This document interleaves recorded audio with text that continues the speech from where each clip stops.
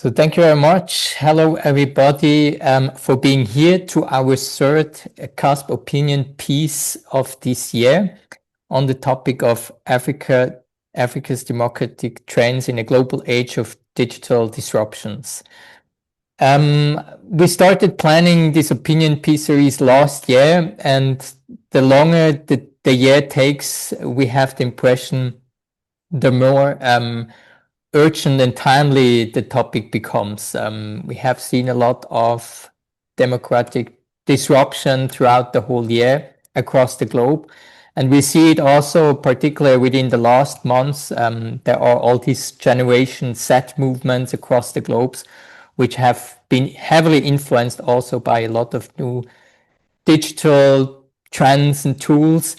So we feel it's really timely to talk about that, and that's why we are happy you are joining us today again to this third opinion piece. Today we're talking about reflections on African democratic trends in a global age of digital disruptions. That's the Center for African Smart Public Value Governance, CASP. If you go to the next slide, exactly, we have a history now of more than 5 years already. We call each other as an outcome of the COVID-19 pandemic that started in 2020, when myself, Imam Foim, Adila Koderbooks, who is joining with us, and Amar Seram, who unfortunately can't be with us, we were connecting. We knew each other already from a past collaboration, and we were talking about there's a need of more research on African contexts, on how public organizations work in African contexts. And so we decided to launch this center. We had some first inaugural seminars in the following year, in 21, 22, had some first academic workshops where we tried to understand how knowledge creation in African context works, and continued every year with a particular topic. If you're interested to see those recordings, almost all of the sessions we had, you can go to our webpage, www.caspc4sp.org/events. And there you can access all the you can find information to the events that we had, and find also the different recordings respectively. Please, Adila, I hand over to you to talk about this year's event series we're holding. Yeah, thank you, Mamdin. And as is the theme for today, it's our third webinar series of the year.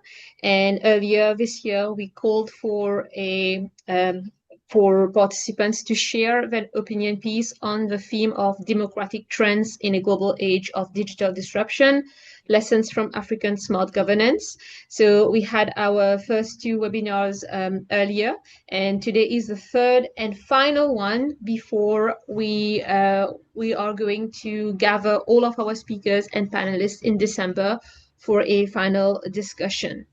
And as Imam did mention, this topic is very timely, and we have received some really interesting pieces from our participants that have prompted us to think about the topic from multiple angles.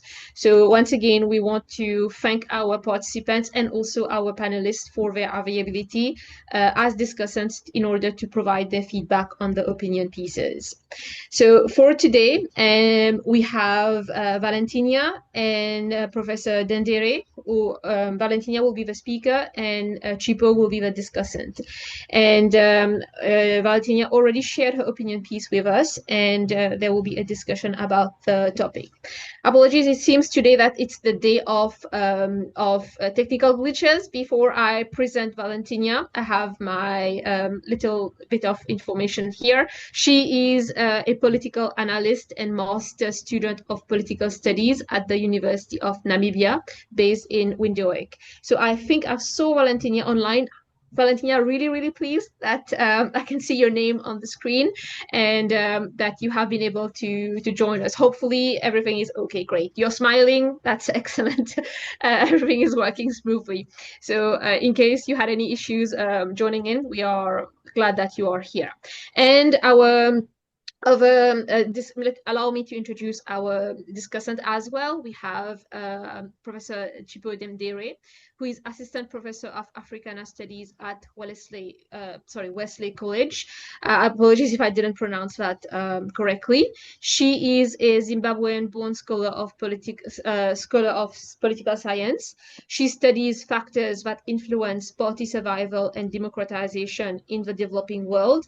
And as an assistant professor of Africana Studies, she teaches political science classes on African politics and democratization in the developing world.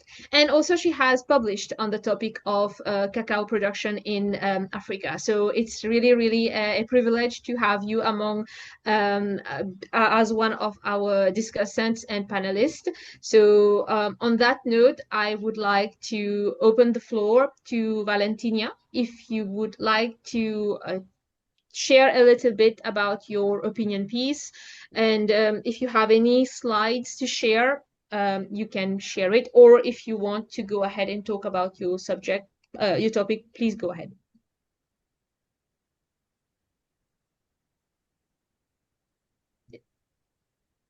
I think you're still muted. Sorry. Yes, good afternoon, everybody. Thank you so much for your patience. I logged it with the previous link, but it said that I was unable to join at 5 p.m. to open at 5 p.m. So, luckily, I can keep on refreshing my email to see if there was something or an update.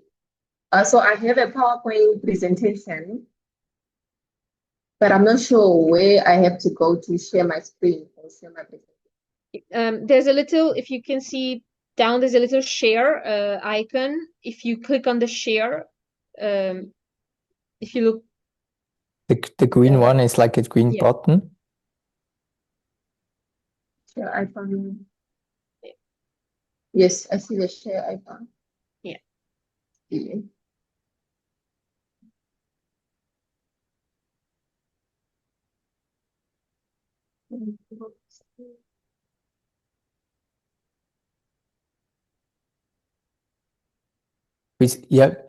We see it. If you want, you can make it full screen, and then you can also. Okay. Yeah. That works. Previously introduced with a very great introduction. I'm Valentina Mentor, a postgraduate at the University of Namibia.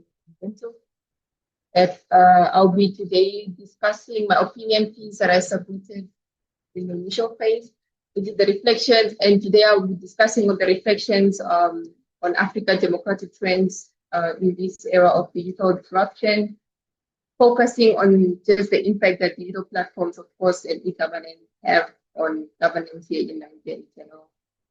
Not in Namibia, but in Rwanda, Kenya, and Ghana.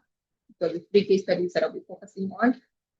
So the agenda today is just a brief introduction, which is just going to give a brief introduction on the charter that basically brings or more of an entry point when we have to discuss on governance or democracy in Africa. We'll discuss the digital disruption era, the impact of the digital platforms on service delivery in these various case studies, such as now the previously mentioned Rwanda, Ghana, and Kenya, the challenges that they have encountered, and we basically conclude. So the objective, as I previously mentioned,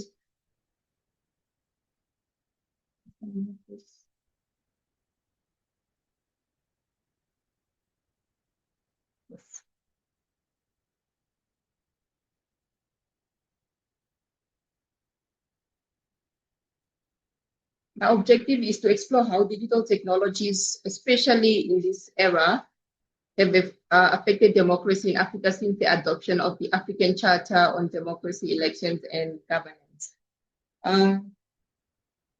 For the introduction, I'm just going to give a brief overview of what the Charter is all about and what was the objective, when was it adopted, and with that we can then link to the rise of digital technology and try to make a more of a examine what it is that we might be missing to counter this issue of digital disruption.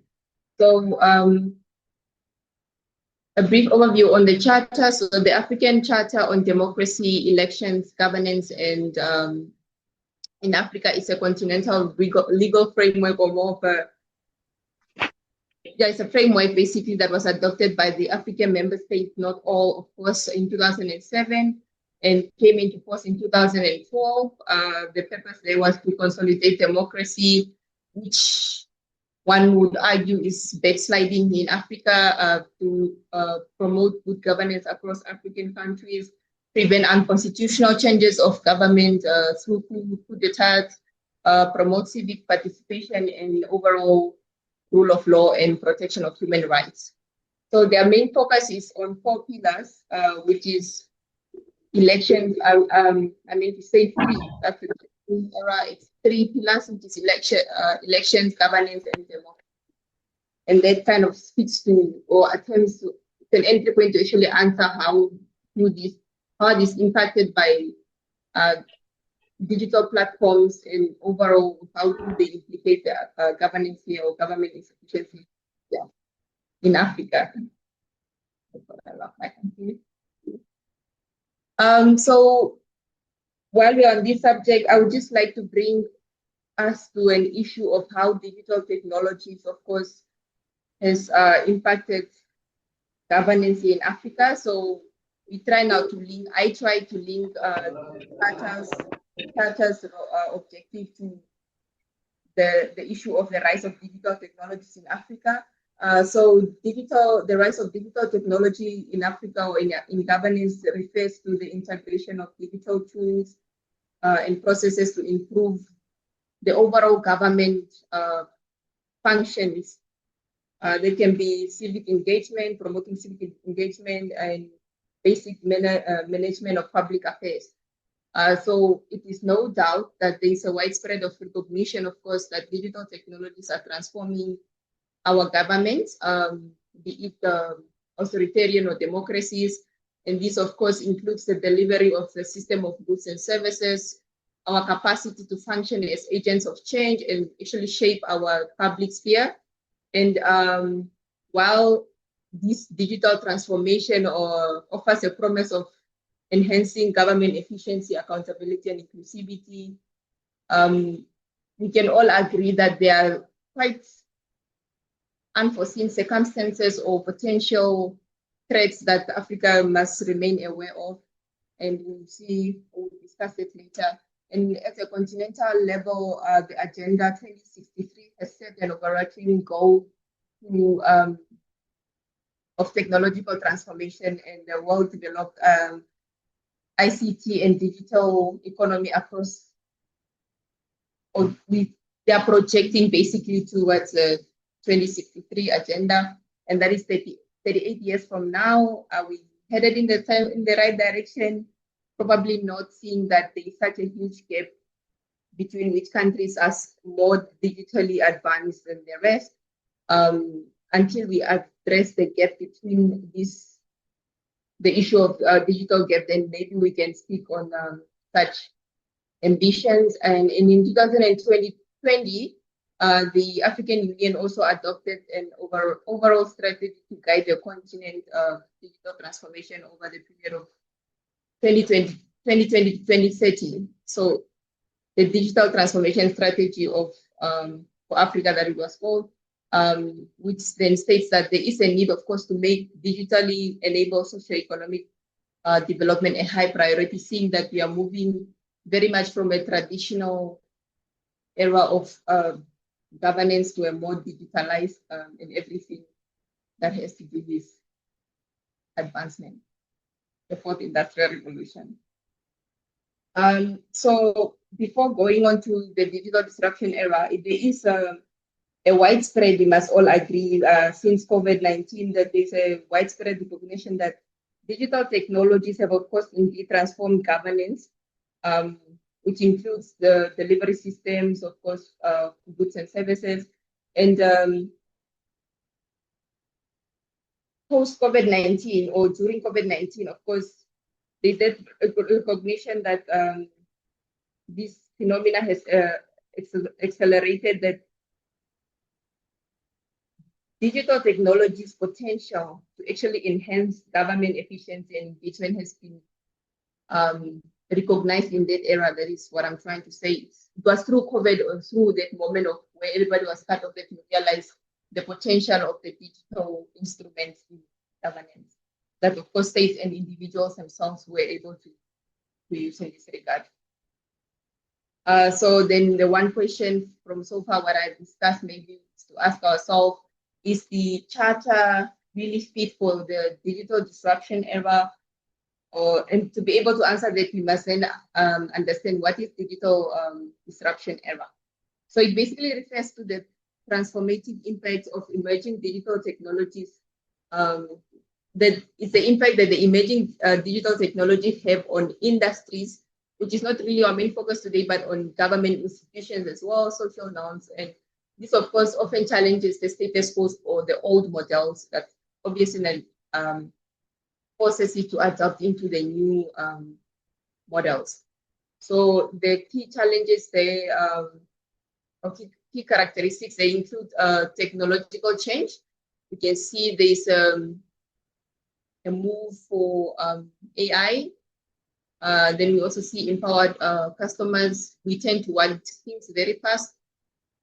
We don't quite believe in our governments anymore. So we kind of just opt for something that might be able to increase the transparency between us, the citizens, and our governments. And AI or technological advancement have quite taken the place of position. So another characteristic can be a situation where the old tradition system that struggle to keep up the pace of the competition from the emerging digital transformations to the old, so which are usually faster and more advanced, and keeping up this will obviously be costly or difficult. And lastly, new competitors have always challenged they've always ultimately challenged the established player. And then in the midst of all that, then we can see there's this implication on then democracy in various countries in Africa that we'll be discussing very shortly, and if that comes with implications.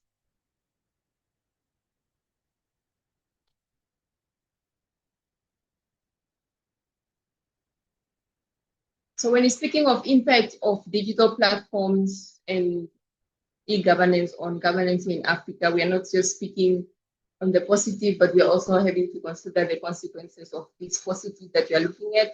And before we step into that, I will just give a brief definition of what digital platforms are or what e-governance entails.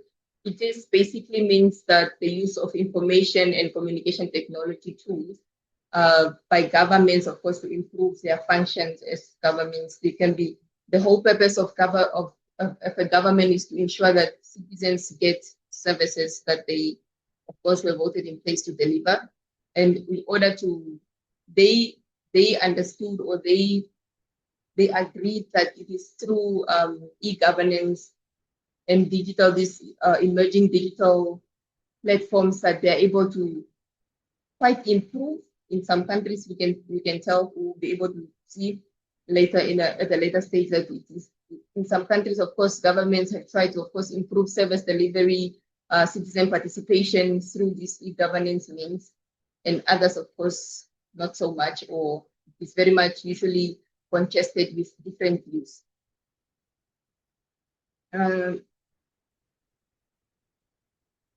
So governments then use this e-governance or digital platforms to, number one, provide services such as civil registration, licenses, certificates, of course, and taxes. But these were initially something that you do only if you physically attended an office of the government.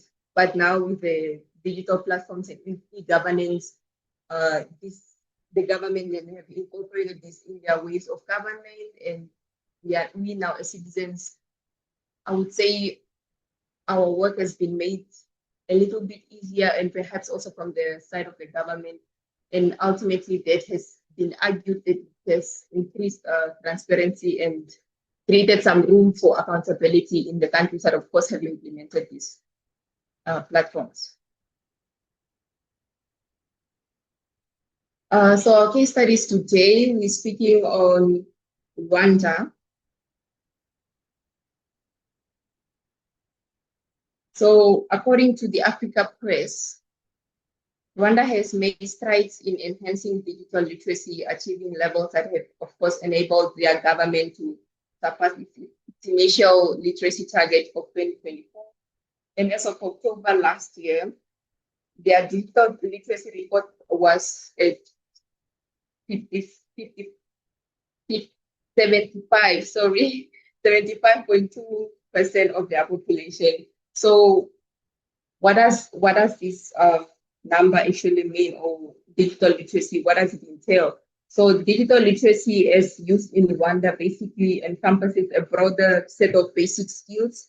It's not necessarily more of a computing, being competent in desktop computing, whatever way to say that you're a digital literate, but it basically means that you have the ability to actually use the apps that the government has provided or has made this gave disposal to the citizens to use. You have the knowledge and, of course, the ability to use e-services such as the Irembo. I'm not sure if I'm pronouncing it right, but it's IREMBO. It was basically an e-government portal that allowed citizens and residents of Rwanda to apply for government services online instead of going to the offices themselves. They can do it from the comfort of their homes. And those included, of course, civil registrations, birth marriages, death certificates, passport applications, even land services that can, you can do a land title transfer from the comfort of your home, police clearance certificates, and all the critical documents that you could possibly think of. And of course, also money apps, which I would say most people now have, or citizens now have access to. So what they have done is, I'm focused now on Rwanda. What they have done is the Irebo government platform. It has digitized many government services through that government platform. So over time, more services then are able to be added on that platform to, of course, be rolled out to the citizens to use and eventually improve service delivery from their government institution. 38 of their government institutions was able to upload or get access to that platform that then creates that relationship between the citizens and the government itself. They also had the Correra campaign. I would like to apologize if I'm pronouncing all those wrong. So there was like a digital literacy campaign, and the goal was to educate basically the citizens about how the platform of Irembo government platform, of course, the goal is to encourage the citizens of Rwanda to do it themselves. It's a self-application, rather than always going to the agent. So they tried to remove the aspect of agents that were, of course, in the middle of the platforms that were given by the government with the citizens. So there was always an agent that would try to help them understand. So in order to help remove that agent aspect, then they introduced this campaign. This is to teach the people on how to use this platform. That, of course, was a great initiative, I would say, in my opinion. And they also had a zero paper, zero trade principle.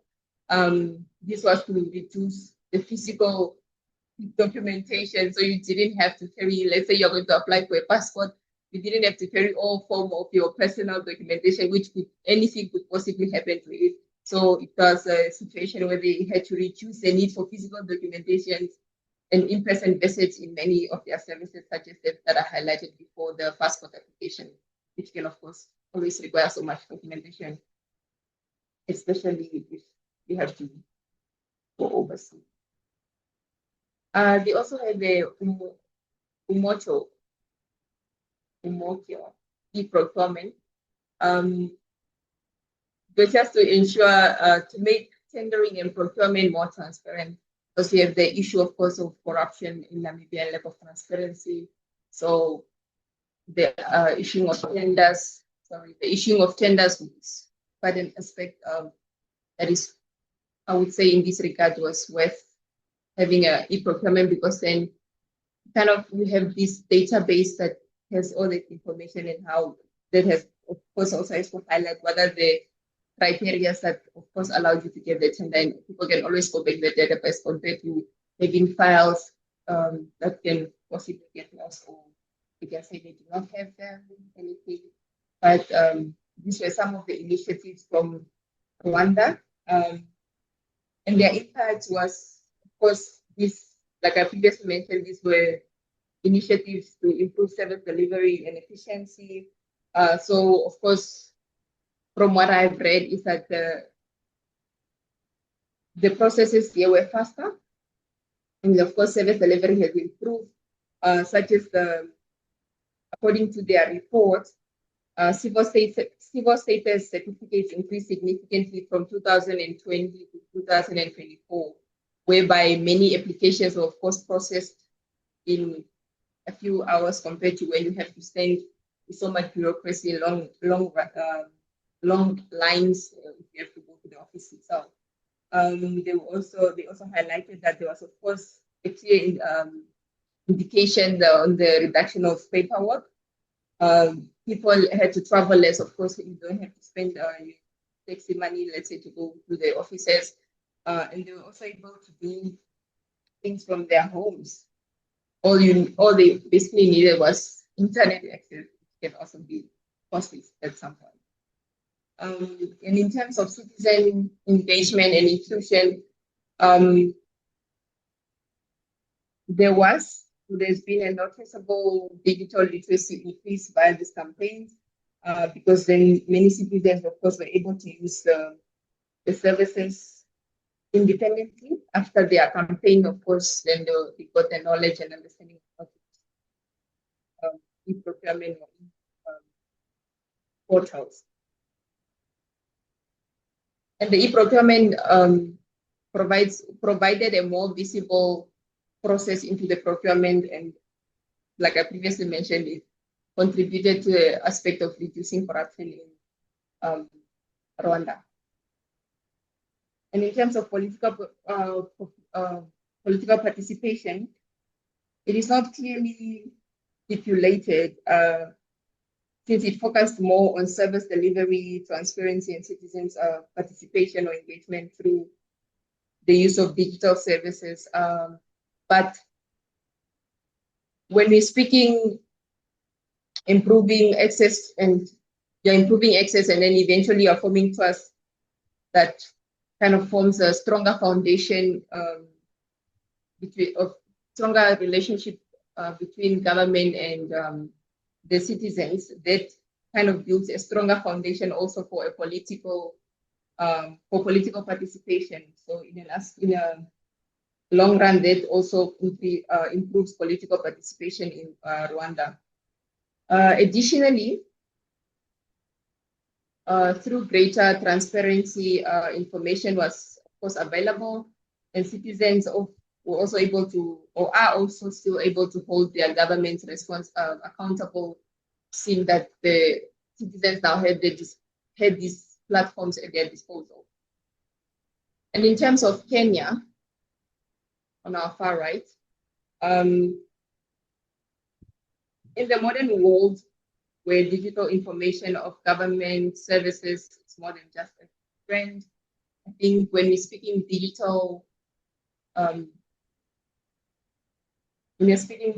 transformation, governments in Africa, most of us would think of Kenya, think that it's one of Africa's leading digital economies here in Africa, and has implemented numerous digital solutions that allowed citizens to access government services from the comfort of their homes.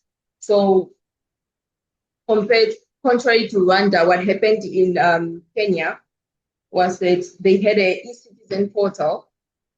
They launched it in 2014. It was one of Kenya's flagship digital platforms that enabled citizens to access a wide range of services that made it easier for them to impact the government departments, without physically attending or having to show up in their offices. So it was an essential tool for streamlining services delivery in Kenya, and of course, eliminating those bottlenecks that are usually associated in African governments, in the public administration, or within the traditional public administration. So their services on this eCitizen portal was application for a national ID, which our country is also pushing for. Yeah, that will be a subject for later. So one of the application, of course, was the national ID and passport that you can, of course, through eCitizen you can accomplish. Business registration, police clearance as well, similar to Rwanda, among other paperwork services that you could possibly think of. And they also had the Hudama centers and Hudama e-platforms. So it was like a combination of both the physical and then the online platforms to deliver many government services. And of course, the goal was to provide a one-stop shop. So it's the combination of both the physical and then the online, and they had to, of course, meet at a common ground. And then they also had the National Transport and Safety Authority system. That was, of course, another significant digital platform that was aimed at improving transportation services in Kenya. It allowed, of course, Kenyans to allow to access transport-related services more efficiently without having to, of course, get bus tickets probably like physically. And their impacts, of course, were very positive in terms of service delivery and efficiency. That reduced the report highlighted there was, of course, reduced processing times, again, less paperwork compared similar to that of Rwanda. And for many services applications, the payments can be done online via eCitizen rather than physical visits of having to join long lines in the bank. Also, they have also highlighted high customer satisfaction in the Hudama centers that most citizens, of course, have reported positively. And for example, in 2000 last year, the centers had, of course, had satisfaction levels of 80%. So it is positive. And in terms of citizen engagement and, of course, access to these platforms, there has been an increased accessibility to the people that are in the rural areas, which are usually an issue for many African countries. Speaking of digital transformation, it has also been highlighted that there's been a greater transparency through this portal, and for the ability, and also like ability for the citizens to basically trace their applications online or through these platforms, and there's also clear information on the requirements. Let's say on your passport example, again, if they require your ID, you know what it is that you require. You don't have to go to the office. You come there again because you forgot one certain document and you put it into appointment, for example. Worst case scenario. Right. And political participation, in terms of their political participation, so the impacts there were like these digital IDs were, of course, easier to access. And then, of course, increase the ability of the citizens to participate in political processes, such as voting, registration of voting, and others. And of course, having an illegal having a legal identity is essential for many political rights. Of course, I'm not quite familiar with the digital ID. I'm seeing that our nation is, of course, pushing for that. I'm not sure if any of the audience can perhaps maybe share their experience, not now, but just after the presentation, the experience of the digital ID, just to be great for like an opinion or something on the newspaper, of course. And then in Ghana, they had a citizen app which was basically a platform that was launched to improve interactions between, again, the citizens and the government. And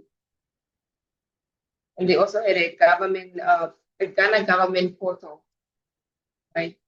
So it was, the plan there was to bring about 1,600,000 citizens of Ghana, of course, online by the end of this year. Yeah, I'm not sure how that is going for them right now. So that included integrating the Ghanaian again biometric IDs to actually simplify the authentication and service delivery. However, from all these cases, we can obviously I try to just incorporate all the challenges together, seeing that, of course, they're all African countries. The challenges may slightly differ, but of course, it's usually the same, seeing that there's the geographical area, of course. So the first challenge here is the digital divide. And this is not the African problem alone, of course. We also have the global divide, global digital divide between the global north and the global south. Then also within them, the global north, there's also again digital divide. So it's not an African problem alone. So one of the major challenges in the digital is the digital divide, which refers to the access or unequal access to digital technologies between the urban and usually the urban and the rural areas, or the poor and the rich. So while the mobile phones and internet access are usually common in cities, it's usually a hassle to even get internet access in rural areas and even proper network infrastructures. So before we, like I previously mentioned, before we perhaps have these ambitions on improving service delivery through digital platforms, we might, a recommendation would be to equalize and eliminate the digital divide within the African country. Hence the need to perhaps reform the charter that I previously mentioned, because it does not speak on anything digital protection, data protections, digital literacy, seeing that we have moved from that phase of, since it was adopted in 2007, we have now moved from that era into a different digital era. Perhaps we can call for a reform or like a revisit to the charter to just speak to the challenges of the 21st century. Yes. We also have the issue of cybersecurity and data privacy. So with this increasing reliance on digital platforms for governance, government services, the issue of cybersecurity and data protection has become a major concern, where we have incidents of cyber attacks targeting government databases and citizens' personal information being compromised. Measures are not in place. And this I can take back home here in Namibia. Earlier this year, we had an issue where our network provider or telecom, I'm not sure if you're quite familiar with it, they were, of course, they experienced a cyber threat where data for officials, senior officials, of course, in Namibia, their personal information was taken from that database and then used to, of course, scam these parliamentarians. And of course, it's not, it shows that we do not have proper security measures in place, and it's in this era that we should have such measures in place to avoid these threats that we continue to face on a daily basis in this digital era. There's also the issue of digital literacy. That, of course, is another obvious challenge that we continue to face in this since the adoption of digital platforms. So while we, the young people, of course, tech savvy, older citizens are, of course, especially those in rural areas or informal settlements in cities, still have not mastered the skills to navigate online platforms. Let's say basic registration of, let's say, to buy data online or to make an online payment. They are quite familiar or acquainted with that with those platforms. We also have the issue of system integration. So although some countries now, such as Kenya, have made great strides in digital services delivery, the integration across various governments and departments, they still continue to pose challenges in governance here in Africa. And in conclusion,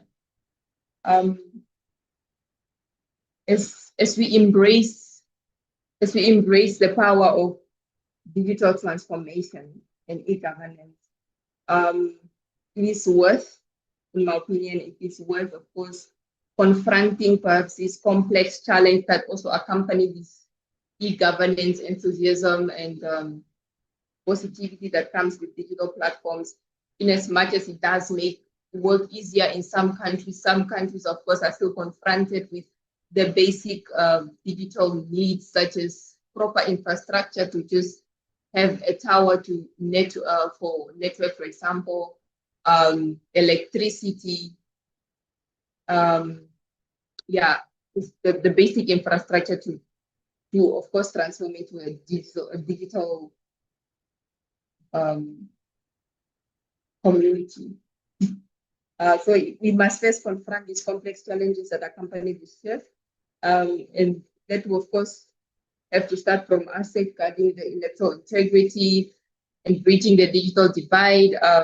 The future of democratic governance depends on, of course, our proactive, inclusive, and ethically grounded policies, which will, of course, start with, in my opinion, again, is to maybe first start addressing or reforming the document that, of course, has set the ground rules. Perhaps we can incorporate that digital aspect to be able to proactively work together and inclusively come up with grounded policies that will be able to help us overcome these challenges. And of course, it's by investing in this resilient digital infrastructure that we are able to multiple stakeholders, that we are able to, as African government, harness technology to not only deliver services, but to also deepen the trust, transparency, and civic participation that, of course, we have seen now eroding in Africa due to various reasons such as corruption and just unconstitutional change of government here in Africa. And I will start here for now. This is the end of my presentation. These are my references and citations that I made use of. And I'll part here for now just to give the floor to the moderator to continue the program. Yeah. Thank you so much. Thank you very much. Thank you very much, Valentina, for your presentation and also for giving us three interesting case studies. And on that note, I would like to invite Chipo to please provide your comments, feedback, and questions that you may have on the topic presented by Valentina. Okay, thank you so much. And I must say that the presentation provided a lot more detail and answered many of the questions that I had from reading. But I will say that what I'm getting from this is that we have a continent divided. I think often when we think about how far we've come on the continent when it comes to democracy or digital transformation, we talk about the continent as one. And yet there is so much variety. As a Zimbabwean reading this, of course, my first comment is, listen, digital governance has been great, but it is being used by our government to entrench their authoritarian rule. In fact, as this presentation was going on, I just saw an announcement from the Ministry of Information and Technology in Zimbabwe that are saying that they'll be stamping down even harder on cyber crimes, right? And then I'm also thinking about the case study of Rwanda, where when I think about democracy and we think about a country where do we think that in Rwanda democracy might allow the opposition to participate, et cetera, you know, I'm coming to a place where I'm thinking, okay, we need to look at these things in very different ways. So on one hand, we have to think about how e-governance can make lives for citizens better. And in that context, places like Rwanda are doing well. The idea that citizens should be able to get an ID easily. A citizen should be able to get their passport easily. So there is this governance, and you hope that in the long term, this investment will have positive impact. So perhaps in Rwanda, we're not seeing a democratic space where the opposition can campaign and have movements on social media, which is what we often think about, right, when we think about technology in Africa. But there are these things that Valentina so eloquently outlined, where the government is using e-governance to make life better, to make business better. And then we say to ourselves, well, maybe in the long term, these are the seeds that are needed for Rwanda, right? So this is what is needed to stabilize the country. And then perhaps in 5 to 10 years, we see some opening of political space. I also think Kenya is a really good example of a country that's been ahead of just the use of technology in Kenya. One of the things that I really like in Kenya that and I think Valentina cannot address everything is I've been thinking about the visa process, right? It's very difficult to travel across the continent. But as much as I was resistant, and I think a lot of other Africans who previously did not need a visa to enter Kenya, so we're a little bit like, well, why do we now need a visa? Because to me, this sounds like a visa. Anytime I have to do an online process, but I've done it twice now. And I have to say, there's something good about those levels of efficiency. And we're starting to see more of that. And I was comparing with the process. I'm headed to Nigeria very soon, and I'm sort of edging to say, well, Nigeria, look at how Kenya is doing it. Can we make it more efficient?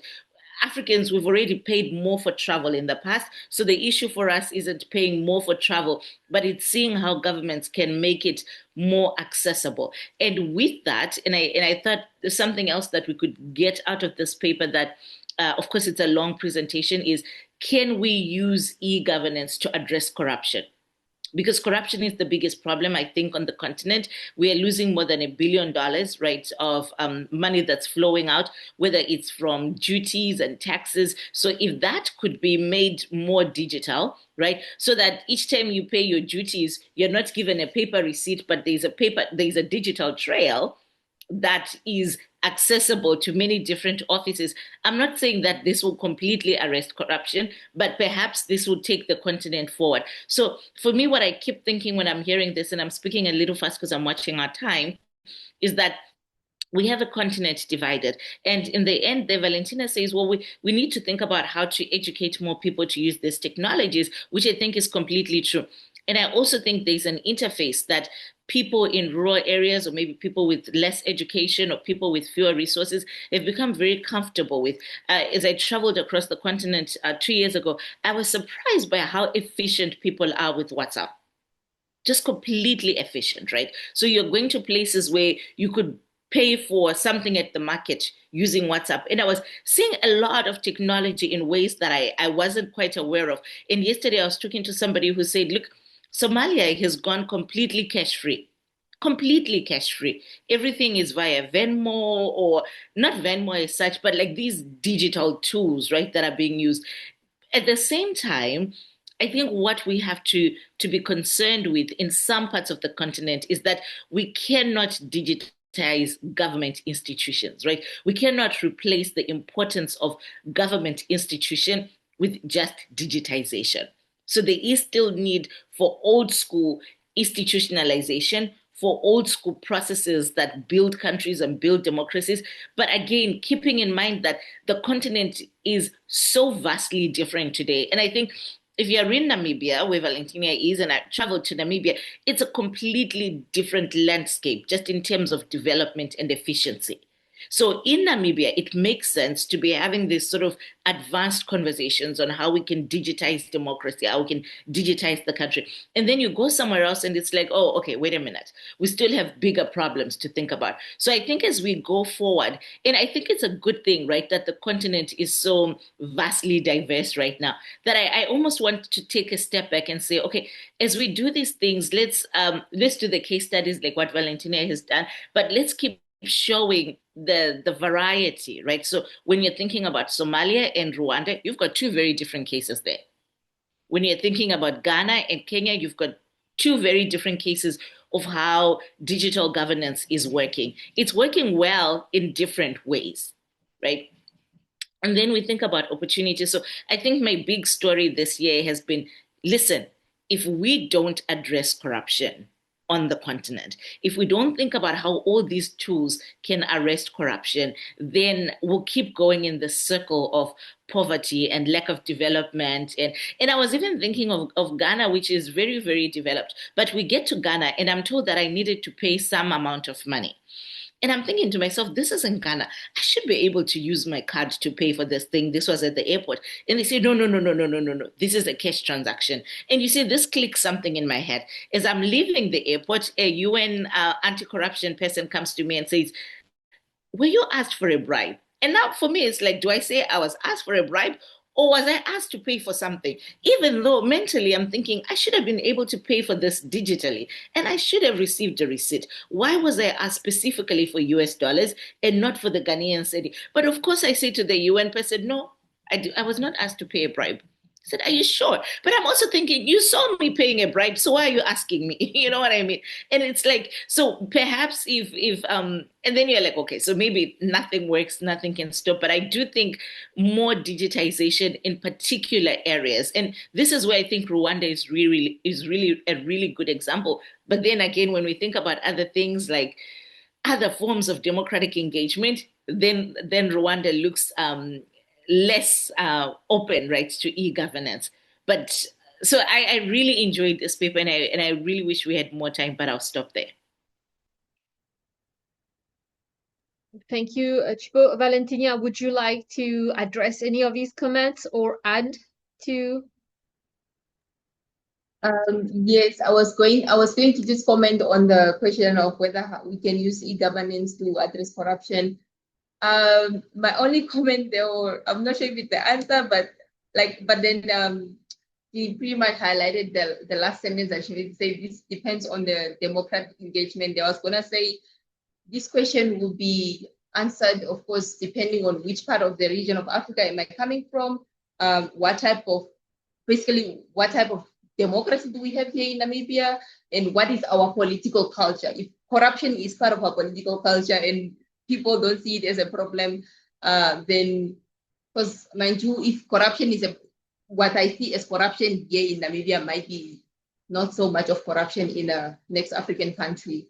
So again, I would just say the question, of course, it's possible we can, of course, with the political will, but also that is underlined by the political culture of the specific country. So we cannot look at Africa again as a one block, like you mentioned, but it was discussing from a comparative analysis perspective, I would say they will be able to dissect that question and maybe have a solution to that. Mm-hmm. And and I do think corruption is one place where we could make some generalizations, and not completely. When I flew into Namibia, I thought it was very interesting how also very efficient the immigration process was. But I think you see the same patterns everywhere. But I do think this digitization that you're seeing, for example, like South Africa is a good place to compare because you've got Cape Town and you've got Johannesburg. Just thinking of airports as entry points where we can hold a lot of things neutral, right? Your experience when you fly into Cape Town and when you fly into OR Tambo are going to be extremely different, and yet you're in the same country, especially in terms of this sense of being asked for a bribe. Because they have the same level of digitization. And that's where I think that the cultural aspects of things really show up, like what Valentina is saying. It really shows up because in Joburg, I think most travelers, there's always this sense of you might be shaken down at some point somewhere. And then Nigeria was a completely different ball game where throughout the airport, from my count, there were about 15 points of being asked for a bribe. And it's, of course, no one ever says, give me a bribe, but it is evident in the small ways that people speak to you. It was 15 different points, including the bathroom, where the cleaners had taken out the toilet paper. And if you wanted toilet paper, you had to go to them and you went to them and you offered a little something to access toilet paper. You see what I'm saying there? So in that case, could you digitize to prevent bathroom corruption? Probably not. And I just realized that I talked too fast, but we have more time. We finish at 10:30. I don't know why I thought we finished at 10. So I guess I'll take back some of my time and say, I was also thinking about elections. So, and that's not something that I saw come up in the paper or even in the presentation, to think about how e-governance can be used on election days to make them more efficient, to get results more efficiently across the continent. In many parts of the continent, we still take 2 to 3 days before national election results are out. And I think by this point, this needs to be a fairly easy thing to do. But I had a student push back and say, well, you digitize the elections too much, then you allow for rigging.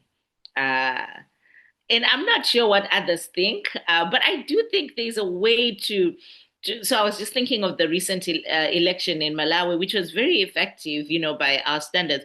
But at the same time, you're like, why did it take 3, 4 days really for the counting to be done? Perhaps there's more digitization that we could do there. Maybe not with the vote itself. So I think people like to have the paper ballot for a number of reasons. But you could also think about how digitization could allow for more inclusive elections. There's a project that was started at the World Bank on social inclusion for people with disabilities and democracy, but I don't know how far it went because this was right before COVID, where the idea was that for people with different abilities, right, it might be useful to think about using technology in the ballot booth so that we reduce the number of assisted voters. So if we look across the continent, or at least in sub-Saharan Africa, we have quite a high number of assisted voters just across the board.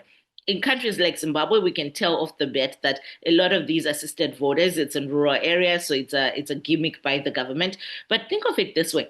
If the government is claiming that they need to assist voters because they're on a wheelchair, and so they cannot access the ballot booth. Well, what if we digitize it somehow? Or actually, in that case, they could really just build shorter ballot booth, right, to make it accessible to people. But what if we used other technology, right, for somebody who's got visual problems? What if we made it so that they could hear an audio of the ballot themselves independently without the help of somebody else and make their vote choice themselves? Why aren't we seeing more ballots with braille on them, right? So that people can make a vote choice that is private and secure to them. So I think there are lots of ways. And of course, these are short papers, so we can't go up. The other thing that Valentina talked about in the paper that did not come out in the presentation was thinking about what are we going to do with AI? And I think this is always fascinating to me. My biggest thing was, okay, do we have enough water to accommodate this push for AI that we're seeing everywhere? I know that Strive Masiwa and others have been talking about building the biggest AI farms on the continent, but I believe that the research says that for a short AI video, you need gallons and gallons and gallons of water. And I'm thinking already we don't have enough fresh water access for people on the continent. So is this the best usage of our resources, right? Like, and most people are not using AI for productive things, right? I don't know if you guys are, or you find yourself on these WhatsApp groups that you don't know who added you, and there are always videos of goats talking or somebody talking or whatever. And I'm thinking, do we really want to expand our very limited water resources on the continent so that people can send more videos about goats, or I don't know, but they perhaps there is a way to think about how to effectively incorporate artificial intelligence in democracy on the continent. So I wanted to hear more actually from Valentina if she had more thoughts on AI and democratization on the continent. Yes, thank you. I would not say particularly related to democracy, but more to service delivery. For example, here in Namibia, there was a proposal on AI ambulance. Yes. Yeah, it's an idea from the newly appointed Minister of Health. in Namibia. So it's no one I would, let's say in 2021, I would know, under no circumstances would I think there is something that like it's a software, or how are we going to have an A ambulance? Of course, these are questions that we pose to the ministry to perhaps just give us an understanding. But I don't think AI would. Of course, it can have it will have. Because mind you, it's not gonna wait for us to kind of like adopt to it, because it's moving every day, every second. The pace at which we choose to respond to it is all up to us. But what are we gonna do with it? I would say we just have to adopt and adjust, I guess. We can't eliminate it, and we'll know what impact it has on democracy. I guess when one experiences it, but I would say it's similar to the case study of Pakistan. I'm speaking under correction. The prime minister was, of course, arrested. The fact that they were able to release a campaign, more like a campaign video of the person that was locked up. He had no access to AI, to computers, but they were able to create this whole video of him campaigning and basically pleading with his supporters to say that he's fine, they should not vote for this. This was during the period of election in Pakistan. So I can say that contributes to the relationship or the possibility of what AI can do to democracy. The fact that we have that aspect of generative AI that can impersonate people, that poses a very serious threat rather than a challenge to democracy. This idea of deep fakes, I'm actually thinking, I don't know if any of you saw this, that the Cameroonian president could not attend his rally a few days ago. And so they had cutouts of him and his wife. So people were walking around at the rally with the giant cutouts. They were probably, I don't know, 2 meters high or something. So, maybe they could have just used AI videos. But maybe in this case, it's actually good that they didn't, right? Because they would have pretended that they were in the country. But everybody can see that these are cutouts of the president and the first lady being used to campaign because he didn't attend this rally. But also thinking about the dangers of deep fakes and how that could regress our democracy on the continent. And I want to push back a little bit and say, well, AI is coming, but other parts of the world are already creating regulations on this. And a case that I know well with the comparison is that when I used to be on the Social Science One board for Facebook with a bunch of other academics, we saw quite a huge difference between the way that European countries, where it didn't stop the complete takeover of social media, but I think it slowed it down a little bit, right? When you have these regulations, there are regulations that have just come out of Australia, I think, on YouTube use and children, right? That children under the ages of 18, maybe they've taken it far, but I would say perhaps the ages of 12, there should be some restrictions, especially on the comment section of YouTube. So I do think that as Africans, as policymakers, as academics, we can be a little bit ahead of, there's still time for us to come in and say, okay, these are the good uses of AI for us.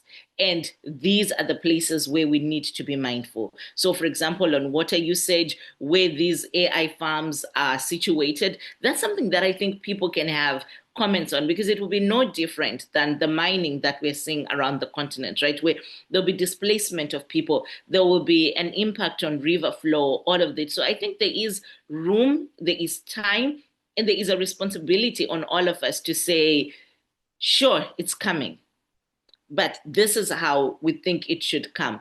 I like this idea of an AI ambulance. I would love to read more and see whether this is just like a doctor that you're talking to online. In fact, I went to my optician and I was saying to her, I thought she was very lucky because I thought, well, opticians are not going to lose their jobs to AI. And she says, no, it's already happening. Now you can go to a pharmacy and an AI eye doctor will take your eye measurements. But the problem is that the AI doctor isn't really asking you questions and is not doing some of the physical exams of the eye that are important for determining eye health. But again, it is happening. It's taking over. But I do think for us, we still have an opportunity to come in at the front as academics, as policy analysts, and say, we're not just saying we don't want AI on the continent. We want to create jobs, but we want to be thoughtful because we want a sustainable investment and engagement with this new technology that will benefit not just this generation, but generations to come. Thank you, Chipo and Valentina. It's a really, really enlightening discussion that we are having, and there are a lot of examples that we are bringing in from different angles, from elections, governance, corruption, even to using the toilets in airports in South Africa. I've had that experience as well, by the way, so I was not alone, and now I know it's actually very common. And I've got a lot to add as well, but I know that we are short on time, and I would like to open the floor to questions from our attendees. Anyone with a question, please raise your hand.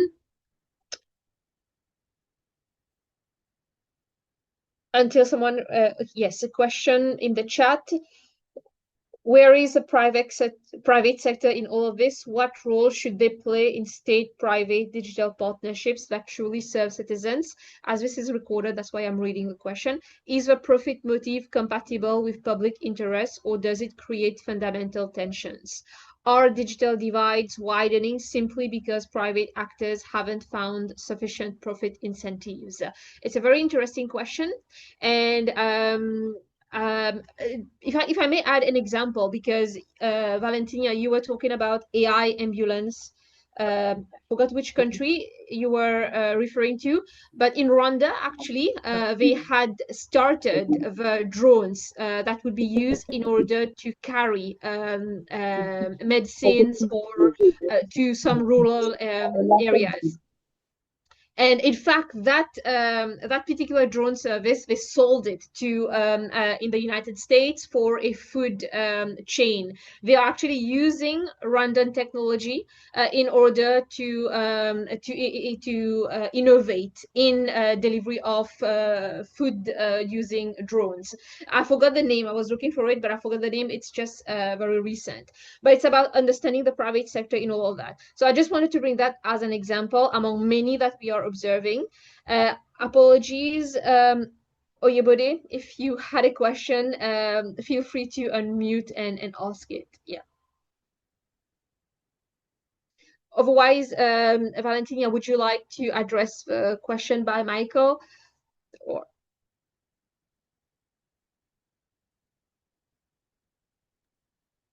yeah. I haven't really thought about the question, but I'll just try to.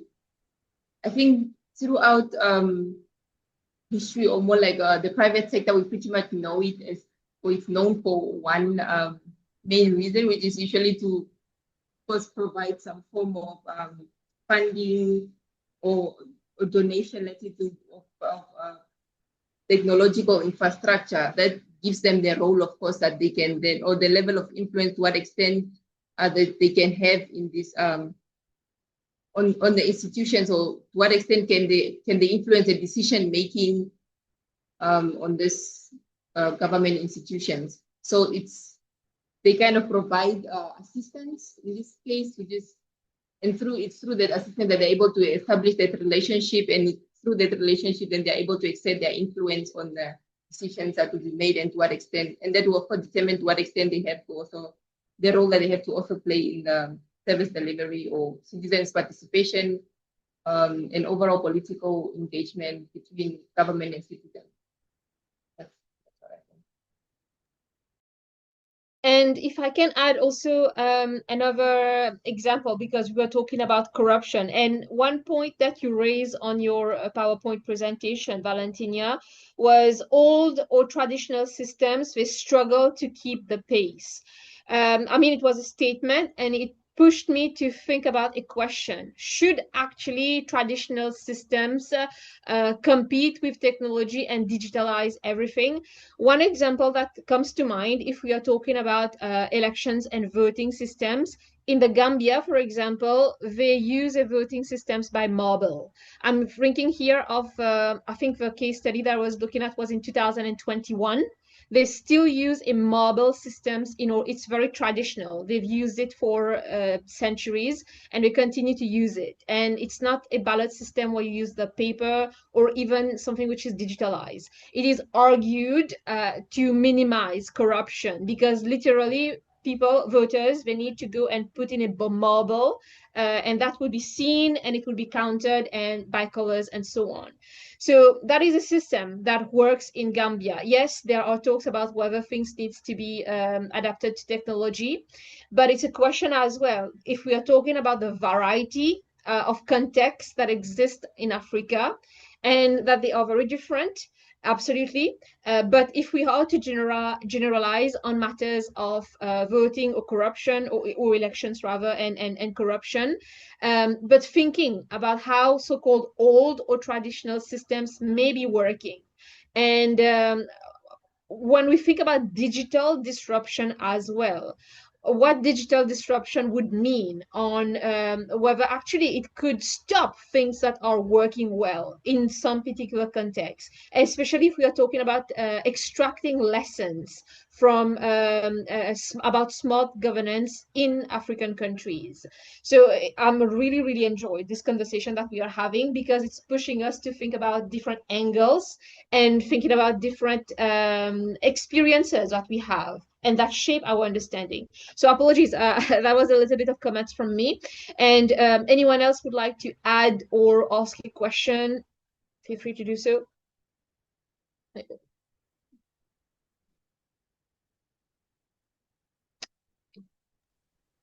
Well, I will ask a question for, of course, Valentina, but also everybody else. Why do we, or what do we think made it possible for Rwanda to kind of be this ahead in terms of their e-governance?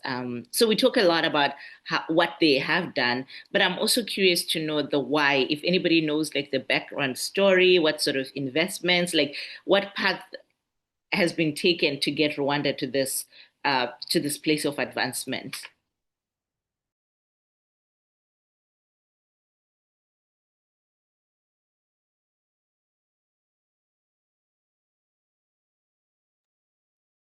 Yes, Imamdin, yeah.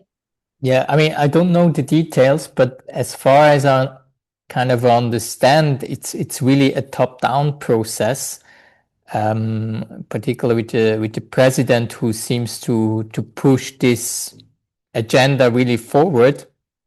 But it raises question, how exactly? I mean, how inclusive is it? Are kind of local traditions and conditions considered in such an approach?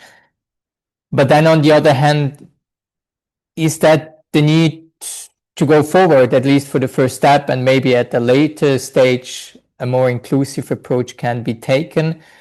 But yeah, right to your question, I think it really has to do because there is this top-down approach and kind of the willingness to move forwards from top down. That's how I read it so far. I don't know, Adila, if you know some other detail. No, I agree as well. I mean, from a little that I know about Rwanda, I believe there'll be more experts among our attendees. But it's a very it seems very government-led initiatives, and they are coming up with strategies, and they have a stronghold as well on their ministries and how they are delivering it and so on. But it's very technology-led as well. They are strategies from the little that I know and from what I'm following. I agree with that statement that it seems from the surface overview that I have of Rwanda's politics, it's very top down, coming from the top. Yeah. if we are talking about the private sector as well, and if we think about the financial context in the banking sector in Africa, I also came across a recent case study of M-Pesa. I don't know if I'm pronouncing it properly, but it actually works for bank transfers, deposit, and so on, not just within one country. Not if I'm not wrong, I think it originates in Kenya, but it's actually used in Tanzania, and other African countries around. And it is argued actually that it was African countries leading through technology a way of using a banking system that worked for them transboundary, facilitate frontier transfer of money. It's one example of a case study, rather than just looking from European or American examples, but that's one example. Yes, Michael. No, I just wanted to chip in on the Rwanda's experience. So it was very state-centric, like top-down, bottom approach, as Amy already mentioned. And then the private sector was really key too, because you could see strong partnerships with Google, Microsoft. So it became one of the countries that was actually most connected in terms of fiber optic, 4G coverage, and ICT education. And so, the private sector was really key in terms of the service delivery and the vision implementation. So that's why I was asking, where is the private sector in all these, in the case study countries? Yeah.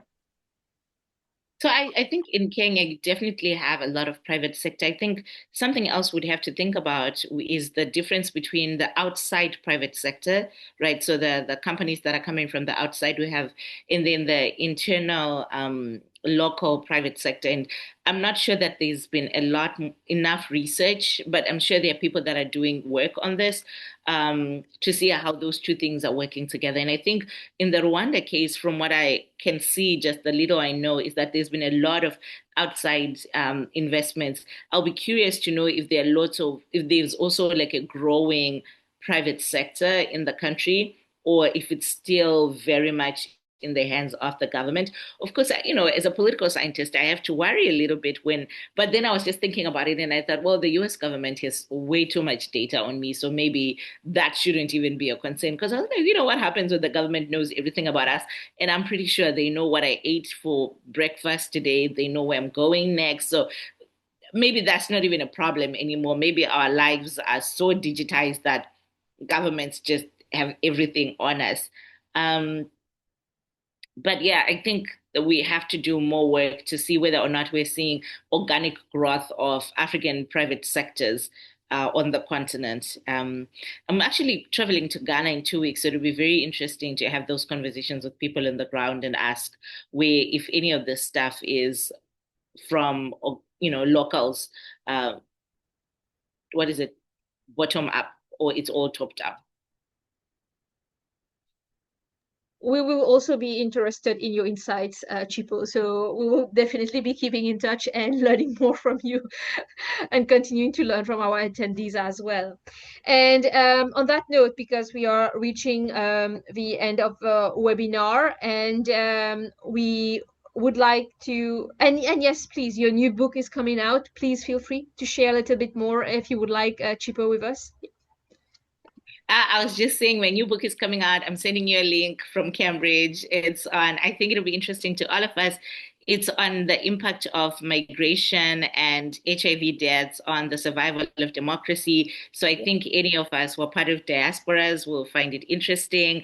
I look at the impact of remittances on how the monies that people send back home have actually been helpful in entrenching authoritarian regimes. So I'm excited. I want more Africans to read the book. I want more people from outside the US to read it. Assign it to your students, even if you can't buy a copy. If you want me to email you a chapter, or And I'm also open. I'm traveling. I'm doing a book tour starting in January. So if I'm in a country and you want me to come, and I'm not like a money person, so if you give me somewhere to sleep, I will come. The bare minimum. Yeah. The minimum.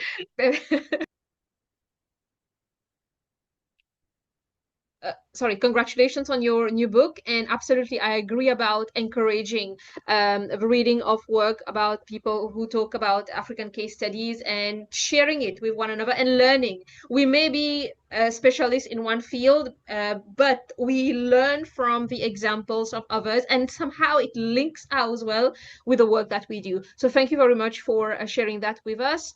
And we would like to thank Valentina as well for the presentation and for giving us, 3 different case studies as well through your presentation.